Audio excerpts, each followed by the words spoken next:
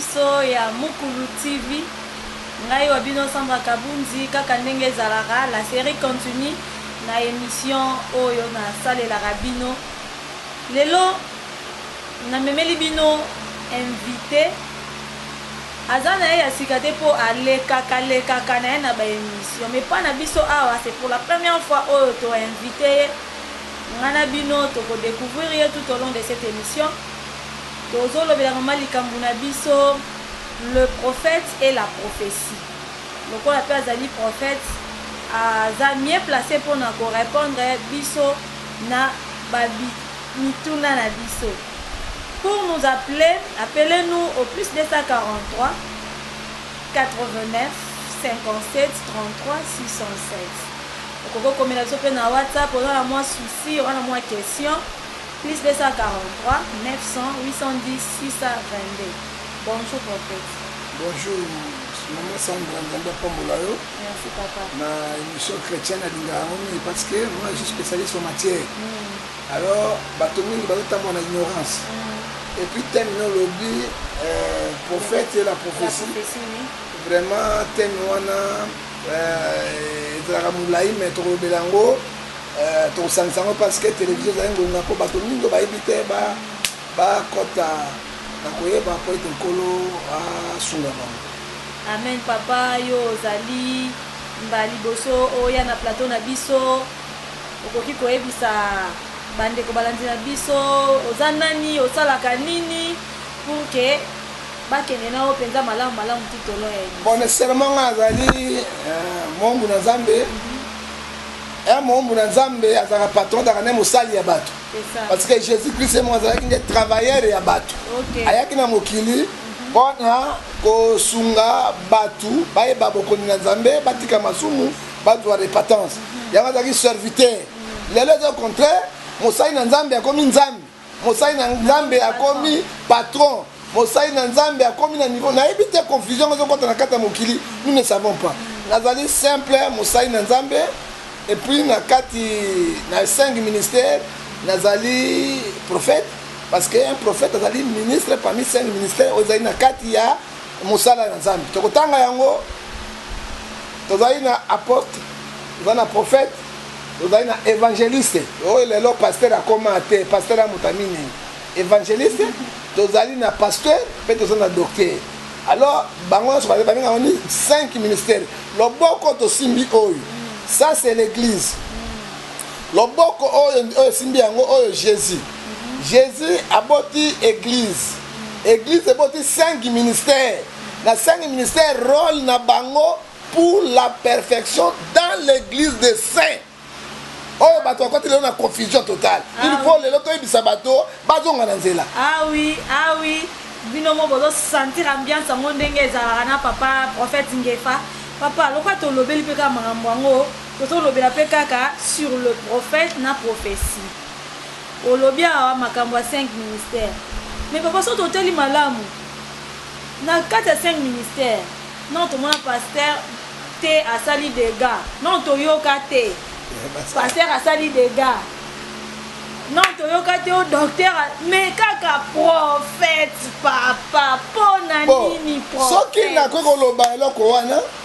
Le ministère le plus dangereux à 5 ministères de la prophétie. Ministère de la prophète. Ministère de Kotsa Kabatuna Boloko na Erion so Yangoan. Tikabo. Ministère de Kabola Kabato Mabala Yangoan. Tikabo. Ministère de Escolo Kabato Yangoan. Mais là, tu as l'obate Mama Sani. Nada mona Congo, c'est comme ça de espèce Mingai. Na lobelo ko za katina yango. Ministère yaba visuel okuta mingi koleka ezali bango. Yango moni bato nyonso baboy pasteur. Baboy évangéliste. Évangéliste kutu batanga kango lisusu te. Or que évangéliste troisième ministère la plus puissant.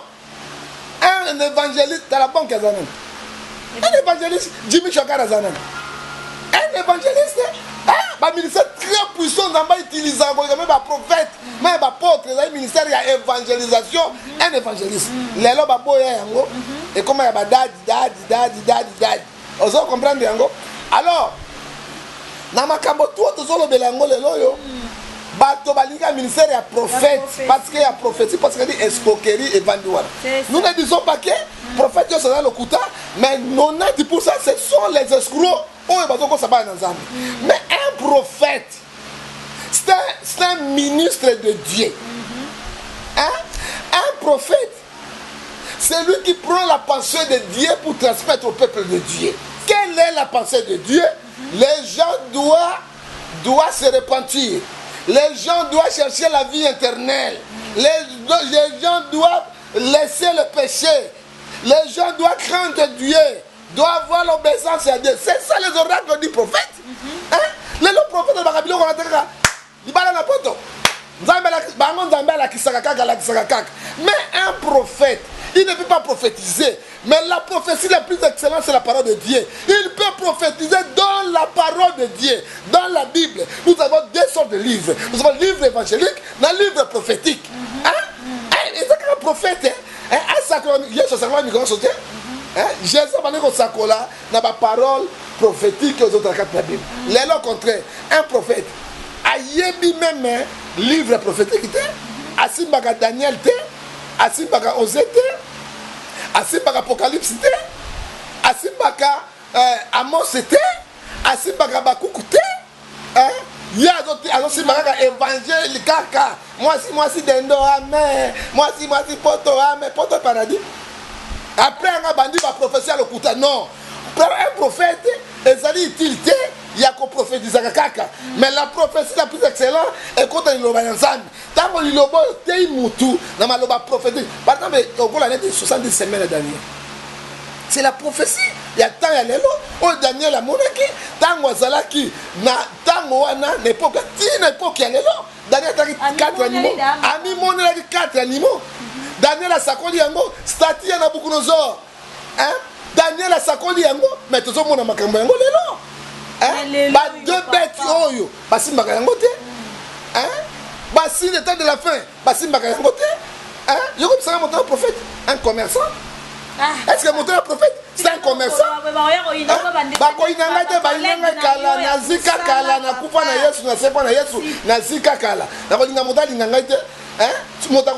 Déception. C'est quoi prophétie? Don prophétique. Tu peux avoir les dons prophétiques mais tu n'es pas un prophète. C'est-à-dire? Tu peux avoir les dons de la vision mais tu n'es pas prophète. Bible ebisi biso na awa na kai na kena Nouveau Testament na kati na mokanda na Acte 2 verset 18. Que dit la Bible? Bible ebisi biso 17 à 18. Dans le dernier jour dit l'Éternel, je répandrai mon esprit sur toute la chair. Mon esprit, toute la chair. C'est ça qui m'a dit, directement, moi, c'est un peu par sa prophétie, personne. Hein? Personne. Hein? Donc, si toute chair, on est toute chair équipée, mais Nzambe alobela ki balam na nzilani. Il est capable de tout. Na punda nyama nda alobela balam. Olingo pambola ko la kelaba na Israël mabe. Eloko nga Nzambe na bénir yango ko longola yango. Alobaka na nzilani nyama no. Toute chair de nani. Nyama za na chair. Moto za na chair. Pe alobi banini. Vos filles prophétiseront. Vos fils et vos filles prophétiseront. La Bible est claire. Tu peux avoir le don de la prophétie.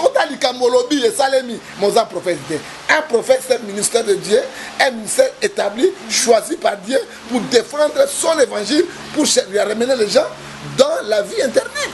Dans la vie éternelle, prophète donc, avant de ça, je répondre. Papa, en disant de Daniel, est-ce que tu recules le papier que lui peut être un prophète des nations? Maman, au moins il y a une confusion totale. Tobanga Nzambe.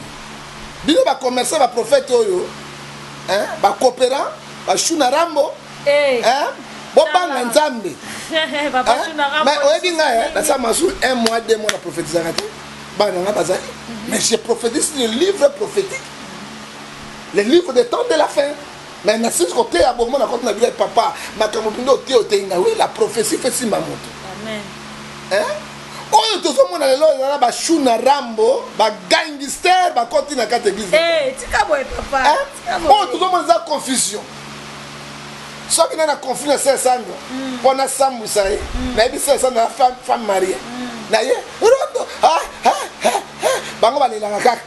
Na moi pesa yeso do professeur de la kate apôtre na moi ça alors mi bambaka na nzoto na mona te bango balela kaka na mona yesu pe boete mama Sandra yo molimo na ndumba tanga bi molimo na ndumba mobali na na kate abongisi libala wana to apanzia libala ezala solo ezala lokuta ata zo wanga na bakondima te donc azaka na contre succès na yo pona assis sa valeur na yo asambusa yo akote na nzela na prophétie. Papa, Bible lobi nous prophétisons un peu, nous connaissons un peu. Prophétie cause la successivement te. Dès que na bana mona ba ninga na ba pasteur, ba prophète avant na kati ya plateau, prophète Nzambe na lobi ni likambo nini Nzambe alobi ça c'est l'escroquerie. Même Jésus est moko. Alobaki to sala koleka ye. Koleka ye, yo ka Jésus ba ba sala koleka ye. Je te dis les choses qui sont réelles. Maman Sandra Landanga. Il ne faut pas faire la confusion. Na continuer la prophétie. Donc ça la koleka ngai. Il y a solo. Alors bien sûr bozala kondima bokolongo la montagne ko kende kuna. Pasteur na mokili, prophète ni na mokili oyo alongola ta moi banga ya boina kondima kende epsanga. Ata liba. Tikanga loba Maman Sandra. Tikanga loba. Je défends. Non. Je défends une cause réelle pour la bana na Nzambe ba fungwama. Bon na lobi boy. Bambongo zo na poche. Yebsanga prophète nini? Yeso baki bosa miracle ko leka ngai. Bokolongola mabanga ou bien ba montagne okokeni. Moi nzete alipelo ya mbila onena longola ta ngo moka dépasser mètre. Pas les cahiers. Situation prophétique nous sommes pesa ka bambongo ko to mona bango ba ebisa biso makambu papa. Mais ce sont des charlatans banganga qui se bakota na kati église ya Nzambe. Quand moi j'étais jeune, je voyais même na nazana monene ba maman ndonda laksa misapi. Là, ils sont devenus des prophètes dans l'église pour escroquer les gens. Non, en fait, en église, non, on s'est en consultation. Consultation et Zalaka, mais la voix normale, ils sont des malagis à la guise, ils sont à l'obité, non. Et quand on a foutu à cacher, net en France, prophète m'a foutu à 200 € à compte de la prophétisation. Ils sont à compte de $200. C'est l'escroquerie. Non, la escroquerie, prophétie, c'est au fêlé. Considération, c'est au fêlé. On ne doit pas troubler les gens, on ne doit pas escroquer les gens à cause de l'évangile. Quand il est là. Maman, ça va très développer. Yami balé. Na monate. Boko sa miracle ko le kanga lo biboy. So ko na kondi. Na monata pasteur mo ko prophète mo mokili. Ata piscine ya pamba tambo likolo na ngode. Piscine e balete mais piscine. Pierre ameka okota. Pierre mine ngedo do. So yo so interprète na mo ata piscine te. Donc na monata prophète mo do pasteur mo na mokilio. To tika ko sabato. Jésus était Dieu. Nous avons notre limite. Nous prophétisons un peu, nous connaissons un peu. Celui qui connaît tout, qui profite tout, c'est Dieu seul. Hein? Namona ata pasteur mo ata prophète mon côté. Moto ça est à 2 jours na mort à la moussiette. Yes, la ça 4 jours na kunda avec la moussaï. Miracle de ça to les cahiers. Tout cela ezali kaka escroquerie auto sala. Dans le but que bato to ba faux prophète, il y a des vrais prophètes mais bazami ngité. Mais plupart na bango nde bazui ba magie, bazui yo ko un pasteur un prophète. Azok misa bato makboro na nzoto. Liboro do na za poison. Hein? Bazok misa mo seleketa. Soki ya bibi na nzoto na yo. Les choses spirituelles, ça ne va pas aller. Tout le monde a dit hier, je n'ai pas miracle. Abimisi midi mo ba tele bangulu. Na monaka mundale à côté ngulu. Tout le monde a dit ngulu ndi ba ko plonger na ibale ba kufa. Tout le monde a ngote. Na to bisa yo. Yesu abikisi Bartimée. Afungola miso. Que tes yeux te na monaka ke Babylone rezo ko na kata kabake na mona yango. Quand c'est bon miracle prophète Jésus a sala ki asimbi so na mabele adu soi wana misala na molimu akayona bisayo. Les gens ne comprennent pas. Moi je suis un prophète naebi misala la prophétie. Pourquoi Yesu asimba Bartimée asimbe na miso Bartimée mo? Pourquoi avec la naissance wana adu soi abwaki na mabele apoti atie? Je t'explique maintenant. hein nazo expliquer na yesu asala ki yango oyebi pièce de rechange ya camion soki ebebi carburateur faut ba remplacer carburateur mosusu à niveau batia po etambo hein soki pompe d'injection ebebi il faut ba loka type ya pompe d'injection wana basala yango basala ba mécanicien tourner ezala identique qui va remplacer yango batime azali na miso azali abotama kotala miso ekufi hein ezaki autre chose mokufeli miso wana azalaki banda kobotama neta elembo te qu'est-ce que je devais faire oyebi nzoto et se remplacer kaka na nzoto hein pourquoi yesu azwaki soya abwaki na mabele pierre de change moto auti na mabele muto toza nango auti na nini na mabele hein il faut azwa mabele apota mabele abwaki soyi mpo na nini soyi ezali puissance ya nzambe soyi ezali lokola mai esangani na mabele mpo na moto abima putulu akamati ataka soyi asilisi yango akamati lisusu mabele wana asali nini atia yango na miso mpo na nini oyo ebebaki ezalaki nzoto yango ngai nzambe nazongisi nzoto ntango asilisi yango atikaki etabi kende kosuka na mai ya Siloé. Pourquoi atende kosuka na mai ya Siloé? Parce que mai wana c'est la parole de Dieu qui purifie, qui guérit. Tant que kosuka la biki, ce sont des choses prophétiques. Et identité prophétique, mais oyo ngolo ebima na nasi a potopoto na monité. O mbembe abima na monité na noté. Oyo ngubu abima na monité na noté. Fonga na bima, oni mari de nuit ozana yo na foka ngana yo. Et so na mari de nuit na il faut abima. Il faut ngai na to coucher na bima na ko. Yeba kota na bangubu na ba femme de nuit na mari de tout ne pas ako baksonne ko baks. C'est l'escroquerie. Ah oui, prophète, vraiment merci ndengo zo ya na mituna na biso papa sikoyo. Rôle ya prophétie ne ezanini na église corps du Christ. Mais rôle la prophétie. Mossa nango pas avertissement. Dieu donne son avertissement pour le peuple de Dieu. Mossa nango wana mais lelo ba pesa sur avertissement de lelo nde ko bakanini makambo ya mokili. Okopa mulama okenda poto Nzambe alobi na ngai non. Loba na moto Nzambe azoyebisa yo kindumbo saka na ndako libala tika. Yo papa. Mato ilokola mpuku.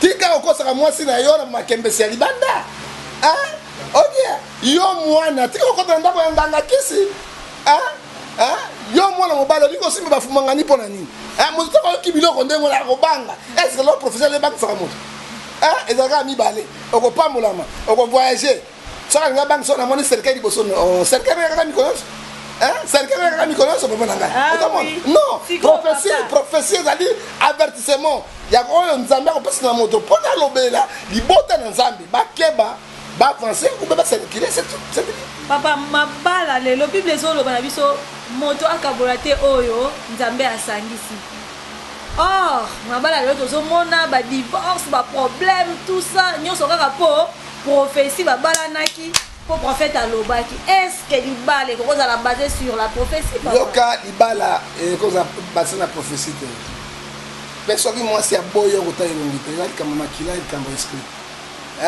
obiso mosupe ta tokola omona yake moko fort azokanga momi moko boye nga mpe natie lito mpe momi ya bayanga me naleki kio na bogarde alikamba makila yango mpe ntango nzambe asalaki mwasi na mobali atie mwasi alalisi epongi azonga mopanza mobali na ndanga ya liboso nde bapaster bakoma bacopérante bakomissionnaire mabali eza mabe mabala mingi ezokabanga bapaster bazobalisa bango na baprofesia lokuta nzambe te ntango alasi mwasi pongi nzambe alamusi mwasi ntango alamusi mwasi amonaki mobali motema ya mwasi esepelaki mobali motema mpe ya mobali esepelaki na mwasi babalanaki oyo lelo nalalaki na butu namonaki yo mwasi na ngai yo te lito ya butu ezalaka te o prophète alobi yo na ye nde libala nzambe asangisi te nzambe asangisaki soki mpe mobali aboyaka bi nzambe mwasi yango namoni ebio nasepelaki te nzambe akasala volonté mobali mwasi tozabaki nzambe mobali yango opesa ngai boye eloko mabe tala nano ndenge adam azalaki bogare tala nano ndenge eve azalaki belle ngo babenga ngalula mipene na milangi obabenga vrai chéri tala nano ndenge adam azalaki suki ekiti ngebu mwasi akoki koresiste te mobali pas ko résister o libala lelo o mona mobali elongi ligugu mwasi azongenga o prophète alobanga te abalisa mwana na yeboti ya balisa mwana ite ya pesa kama bala bala kate pona ni pona ko kosa bana nzambe nous tozoko déplorer yango moni mabala yango zo sila ezo kufa pamba eke parce que bazaki na bolingo so te o nzambe asangisi na motema eko kabula te mokuwa na yo Sandra soke tuti yo motako kabula ngote mais soka mokuwa na ote pata bozi bana 5 6 eko kabona kaka parce que ce n'est pas la volonté de Dieu faut dire la vérité mabali lo ba tozo souffrir belé parce que nzambe te parce que na volonté na bango non volonté nzambe ba auteur sont des pasteurs et des prophètes ba coopérants l'église na bango ne ba balisaka ba ya nde so ngozo libala oya o ka église mo na awa na 12e mairie so ko ngozo libala boya bozo libala forcé ba balisaka na kasi bano ya bango na bala kate to mala ko ka mezo mozuzu ba bude siko yo mi balisaka bato bino ba balisaka ngai ata vous-même ata ko sabato yo bato ba niko fungula misu na bango on dit Bible, Osée 4, 6, mon peuple périt par manque de connaissance. Bokeba na prophétie, bokeba na ba prophète. Na ba ki prophète, oya lelo, otozana yango lelo yo, il faut passer en Zambé pour transmettre un prophète, un messager de l'internet. La prophétie, ton attendre na 4 na mukana na acte de rapport 2 verset 18 à 20. Tant que tu as un sopa molimo lisako na batu nyonso tout est cher donc Zambé passe gratuitement parce que Balaam mpunda alobelaki ye alobelaki ye ozomona mais au contraire na don prophétique mais tu n'es pas un prophète tu as un don prophétique on Zambé alobi oza prophète un prophète c'est un enseignant c'est un ministre de Dieu son rôle mosala na ye pour la perfection dans l'église des saints. Ah oui, vraiment, nos zapping na émission na biso po eza tellement nga kuno c'est kanete yo soko c'est la bisiko zo landa biso. En fait, différence nini eza entre ba prophète ya tango akala na wa biso ya lelo. Bon maman, lelo on a comme una confusion dans quatre églises nous en. Na ko comme sur lelo ngai prophète de la nation. Oh ngai lelo po benga sous prophète dad. Obenga archipapa obenga archi-ange otozoka bakomona bango ebele zoleka c'est la confusion différence yaki na prophète ya kala na prophète ya sika eza boye na baprophète ya kala nzambe azokotinda kaka prophète moko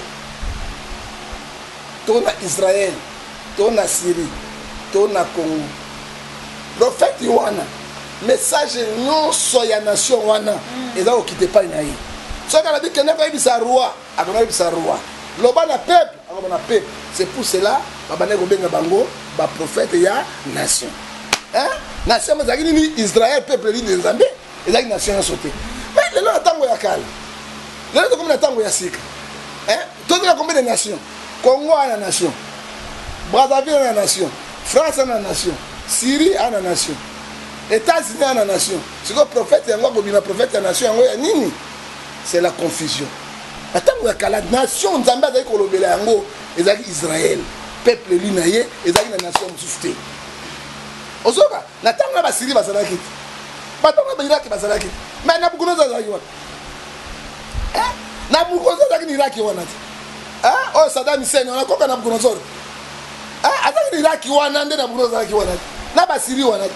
Mais nation Nzambe za kolobela ngoni c'est Israël parce que une nation na ye Esaïe 55 verset 7 Israël vous êtes mon épouse moi si na ngai mais lelo la bonde kwa kala Yesu ko mobali na biso c'est différent dans la carte alliance Yesu carte alliance wana lelo Yesu ko mobali na biso ce n'est pas Nzambe pour Yesu ko ba l'église pour église ebika pourquoi nous faisons toujours la confusion na makambo ya Nzambe pour na nini na lelo na tango lelo il n'y a pas les prophètes de la nation.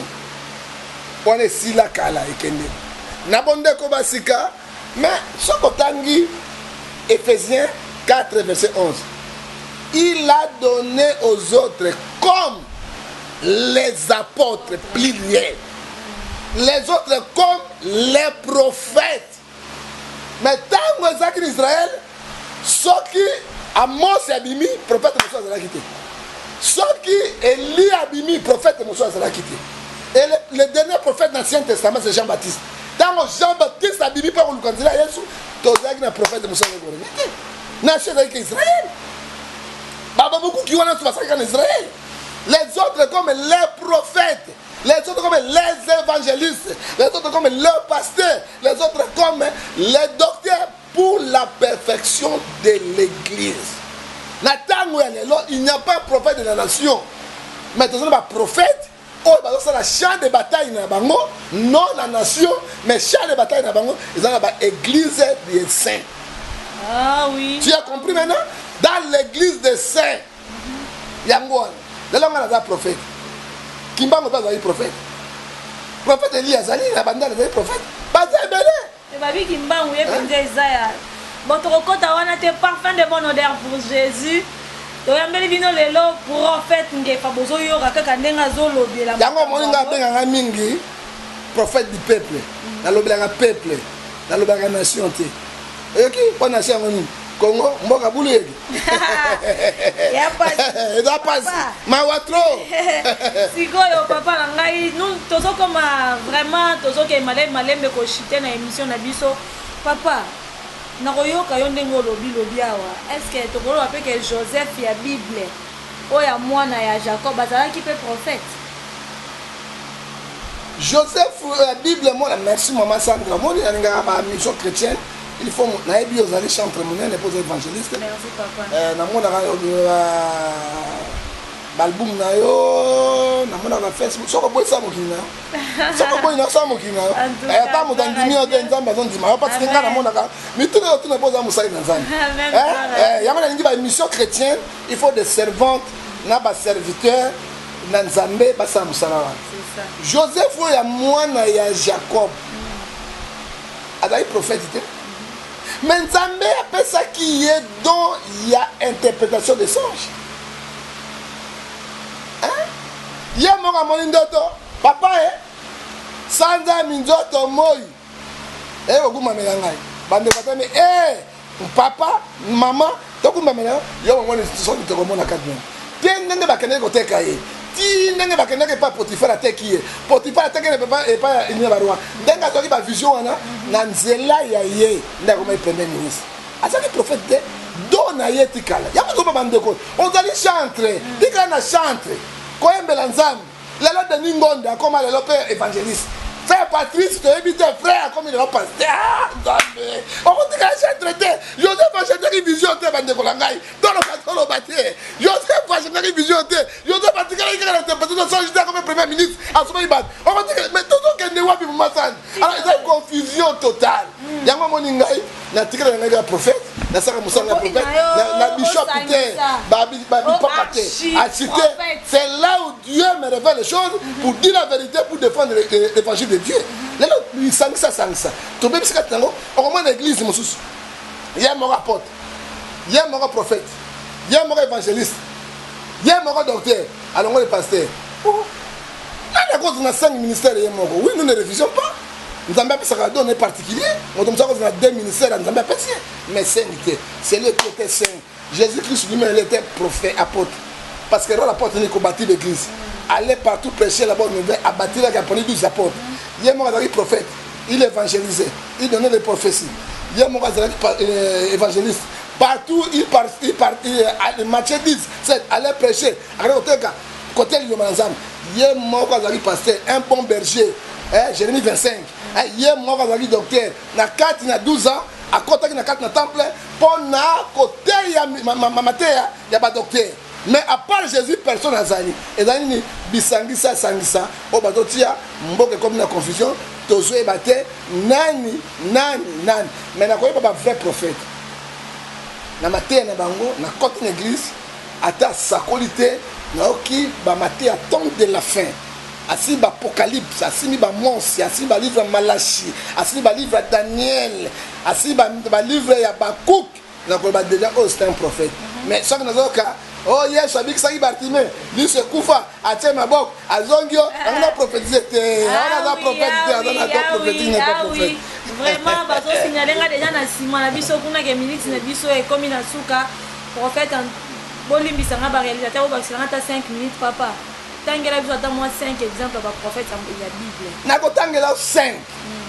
Ba prophète la kati na Bible et sans repos. Na bandi liboso Jésus est mort. Allez toke na tangi Amos. Yami sa toke to tangi Jean-Baptiste. Yami ne toke to na tangeli bino susu Abakuk. Yami tano to tangeli bino susu Daniel. Ya motoba natangeli biso nini matabi wa baba ngasa no matabi siko ya motoba atangeli nini prophète John Ngefa ya sambo na iko zongela isi yo kasi ko na pesa matabi simbale ya sambo na iko tia nani tanga prophète ngo nani Malachi na continue prophète Ngefa yo mo va mi koti si ça rate le prophète Bible comprenez non non quand ça parce que comment nazo défendre un prophète, c'est lui qui, je ne sais pas moi, il va prophète qui attend à 20-30 ans. Il défend une cause juste. Défendre Jésus, Dieu et la parole de Dieu. Et moi, je défends quoi? Je défends Jésus. Ah oui, tu as comme une souka émission, on papa, moi, il a moi mbote. Nzambe a pas mon émission, yo. Donc, on a ce que vous avez dit, on a dit que Nzambe. C'est ça. Bokoya, tu as sauvé l'humanité. Mais il y a un souka, bako sabinote. Bah grade comme quoi armée. C'est ça papa. Archbishop. Et comme général général nakata makamandam. Hein? Oh songolo te. Prophète nation azalité. Prophète nation Nzamba va utiliser bango ezaki Israël peuple de Dieu. Il a mis balai pour le moment dans le Nouveau Testament prophète azali na Ephésiens 4:11 mosala na ye pour na église ya Nzambe no na libanda ou na nation zati so to li prophète wana aza nation Brazzaville eza nation Angola eza nation totangi Zimbabwe Mugabe aza nation totangi Afrique eza nation États-Unis nation ngoni non na tango ya sika mosala biso ba prophète ezali pour na chana biso na kati église ya Nzambe pour na bato ba bongwama ko transmettre bango ba duka vie internelle tel on a koloba on a kosuki ça numéro na soko zwangai bagé bakanga chaîne na ngai mitema mabe bato ya mayele ya Pelengendu mayele ya Pulumbe ata bakangi yango bakangi mbanga Yesu te bakangi Jésus te bakangi pe matin ezo continuer koloba mbala sima je crois bande ko bakosunga biso to ko fungola ba chaîne mususu kanga na komba John Ngefa TV ba bonne ba kozonga numéro na nga po zwangai 00243 89 610 49 41 okuzwangai na WhatsApp imo okuzwangai na kusungayo na mayo ebité numéro mosu 00243 81 857 26 78 okuzwangai mais privé na nga ata na 1 2 3 na mombu na bino okuzwangai na 00243 99 99 42 937 po ya mbote ata ndeko na nga pasteur wazali na mboka ni na Paris. Attends à Paris, na kopesa mbote te. Na kopesa ka Jésus Christ on dégagé contre Ah oui, wana ezali prophète Ngefa ba o amesana kolanda e ba ebi penya ndenga sala ka animation na ba émission o to yambaka e. Ngana bino to komi na suka ba mbote na ngai na pasteur Bavon Mukulu. Na bosanité le grand réalisateur Chris Mulunda, Kolo Gospel Impact, na bosan pete papa Rémi toujours pena prophète. Pena prophète Ngefa, Ngefa TV mobimba. Bino no soboye binga bambote ngana bino to kutanya numéro mususu merci. Bye, ngana pa mwana.